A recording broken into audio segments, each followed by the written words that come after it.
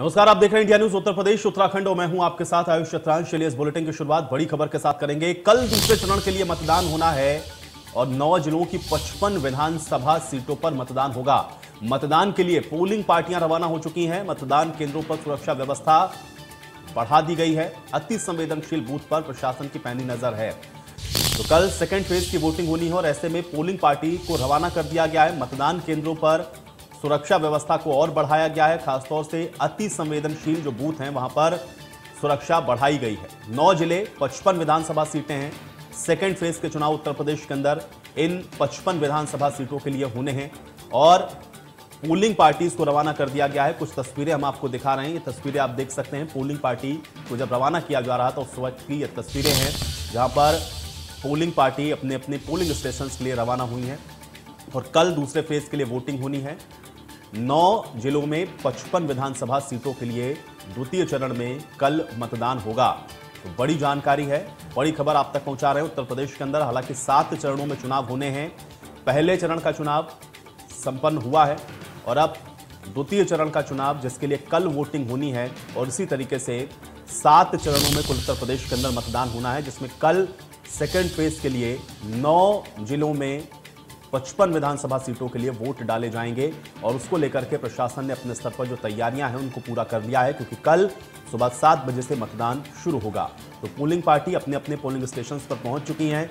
सुरक्षा व्यवस्था बढ़ाई गई है। खासतौर से जो संवेदनशील बूथ हैं या फिर जो अति संवेदनशील बूथ हैं वहां पर सुरक्षा को और अधिक चाक चौबंद किया गया है और हाईटेक तरीके से भी यहां पर जो सुरक्षा व्यवस्था है उसकी निगरानी की जा रही है। तो बड़ी जानकारी और बड़ी खबर आप तक पहुंचा रहे हैं।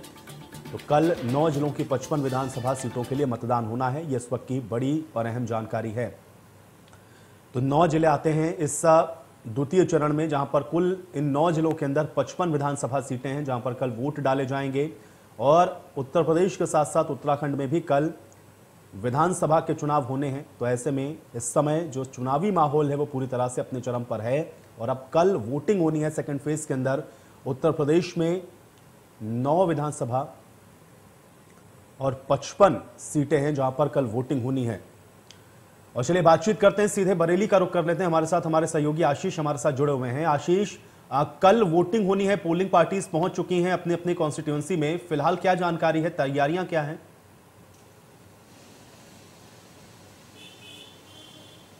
देखिए आयुष, आपको बताना चाहूंगा कि बरेली में 32,73,000 मतदाता कल 9 विधानसभा के प्रत्याशियों का फैसला करेंगे और यहां से जो है लगभग 3896 बूथों पर मतदान की व्यवस्था की गई है और बरेली कॉलेज से लगातार जो पोलिंग पार्टियां हैं वो स्टेशनरी और तमाम जो अन्य सामान है, ईवीएम है, उसको लेकर रवाना हो चुकी हैं। और साथ साथ आपको बता दूं कि इन सभी बूथों पर वेबकास्टिंग की व्यवस्था भी की गई है, जिससे जो चुनाव है उसमें उसके दौरान किसी तरह की कोई अप्रिय घटना न घटने पाए। बड़ी संख्या में पुलिस बल की तैनाती भी की गई है और ये सुनिश्चित किया गया है कि जो मतदान है वो शांतिपूर्ण ढंग से हो पाए। जी आयुष। आशीष, थोड़ा अपडेट ये भी करें, क्योंकि फर्स्ट फेज में हम लोगों ने देखा कि जो वोटिंग का परसेंटेज था वो काफी कम रहा। ऐसे में निश्चित तौर पर जो जिला प्रशासन है उसके सामने एक बड़ी चुनौती ये भी है कि ज्यादा संख्या में लोग बाहर निकलें, अवेयरनेस को लेकर के, या फिर लोग ज्यादा संख्या में वोट करने के लिए निकले, इसको लेकर के प्रशासन ने अपने स्तर पर क्या तैयारियां की हैं?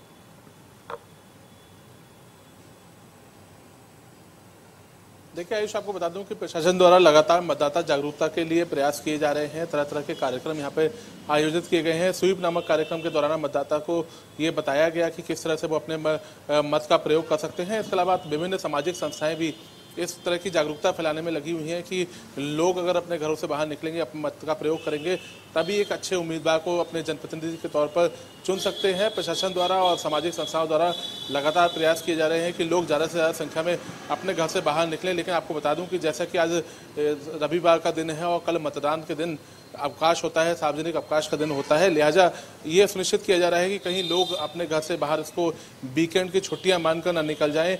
लिहाजा ये जागरूकता सभी राजनीतिक पार्टियों के द्वारा भी फैलाई जा रही है कि कल अपने मत का प्रयोग अवश्य करें। सबसे पहले मतदान करें, उसके बाद ही जलपान करें। इस तरह के तमाम जो जुमले हैं और तमाम जो क्रिएटिव्स हैं वो सोशल मीडिया समेत तमाम जगह जो है प्रचारित और प्रसारित किए जा रहे हैं और ये प्रयास किया जा रहा है कि जो मतदान प्रतिशत है न केवल उसको बढ़ाया जाए बल्कि लोगों को भी प्रेरित किया जाए कि वो अपने घर से बाहर निकलें और अपने मत का प्रयोग करें। जी आयुष।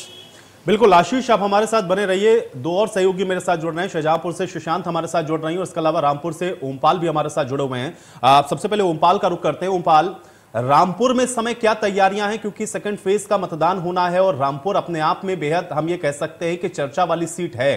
तैयारियों के स्तर से वहां पे थोड़ा समझाएं और इस बार वहां का चुनावी मिजाज क्या कह रहा है, इसको भी अपडेट करें।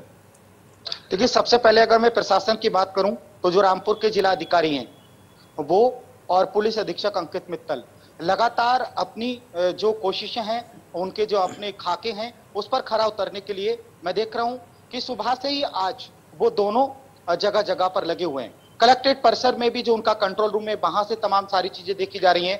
पोलिंग पार्टियां भी लगभग अब सभी रवाना हो गई हैं और जहां पर वो रवाना हुई हैं, जिन बूथों पर पोलिंग पार्टियां पहुंच चुकी हैं, क्या उनकी जिम्मेदारी है, क्या उनके कर्तव्य है, दायित्व है, इन तमाम सारी चीजों को समझने के लिए खुद रामपुर के जिला अधिकारी रविंद्र सिंह माधड़, पुलिस अधीक्षक अंकित मित्तल लगातार पोलिंग स्टेशन पर जाकर तमाम सारी चीजों को देख रहे हैं और समझ रहे हैं। अब मैं बात करूं रामपुर के राजनीति सियासत की, तो जो सियासत है यहाँ पर एक बड़ा नाम है आजम खान।